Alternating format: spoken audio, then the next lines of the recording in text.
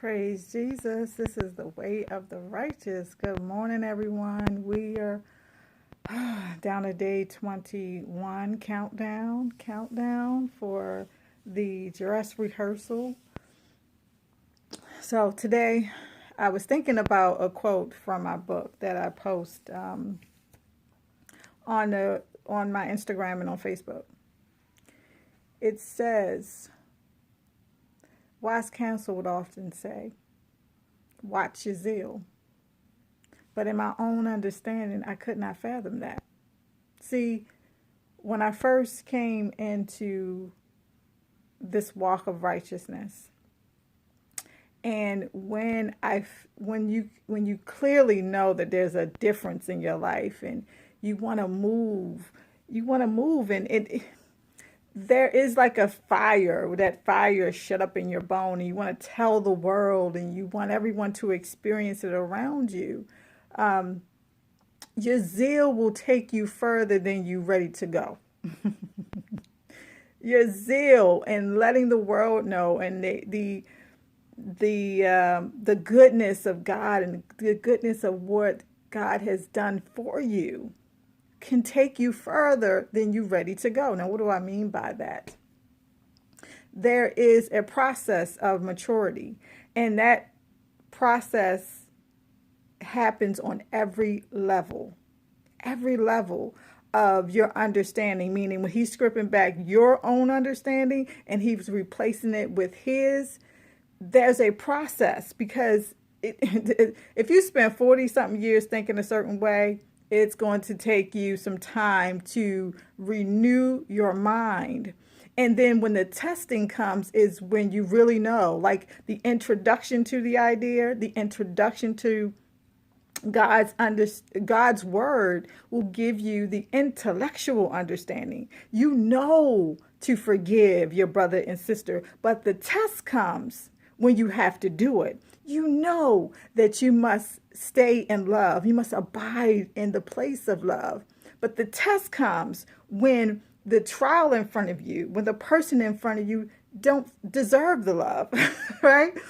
They may not deserve the forgiveness, or whatever it is that you need to stay in the fruits of the Spirit, that you need to submit yourself and your flesh to God and continue to walk in the Spirit. The test comes then. The maturity happens after you've been tested in those areas and you've stood, just like school. So we have kindergarten, you go through a whole 9 months of school, I think for 9 months of school, and then you graduate to the next level. I'm not saying that that's how long it takes to do this in the kingdom. You know, he's accelerating time, so it doesn't even take as long as it used to. The point is, if you don't stay in the class, if you don't get the lesson, not just here, but here, if you don't get into that broken place where he can use you and he can replace those broken pieces and make you whole in that area, your zeal will take you further. Your zeal will have you in the promised land with that broken piece. And the last thing you want to do is build a house on brokenness. It never works. It never works. And so in my journey, I had so much zeal that I would just go out, and I felt that everyone was that way. Everyone who called themselves a man of God, a woman of God, they had that same zeal, that same love, that same hunger and thirst for the things of God and doing what was right. But it was not so. So when I hit the wall and the understanding that not everyone is there, that part of me that had not healed, that wasn't ready to have that hits, what I call soul wound. It was a soul wound that had not healed. And all it took was one person to hit the button, one situation to hit the button, and it would throw me right back to in all actuality, I never had left the wilderness part in that stage. I mean, in that part of my life. But here I am, always. I have projected myself into the kingdom. I mean, the promised land, and I had not done that. But I was listening to Brother Eli this morning.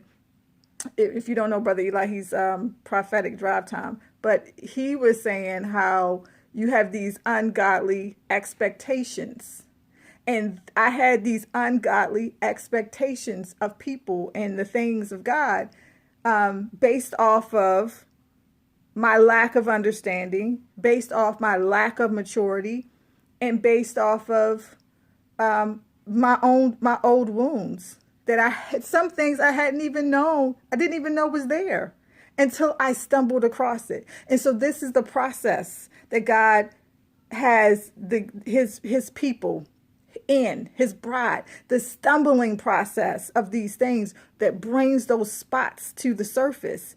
And it may bring it up in you, it may bring it up in your brothers and sisters. But see, if we bond together with peace, right, and we stay in that place of love, then we're able to cover, as I said in the last video, cover our brother and sister when they fall in that area. It's not a place of prosecution. It's not a place of pointing fingers. And see, this is how the devil get that 2-for-1 deal. This is how we can put a milestone on our own self, because then instead of love, we're projecting something else, right?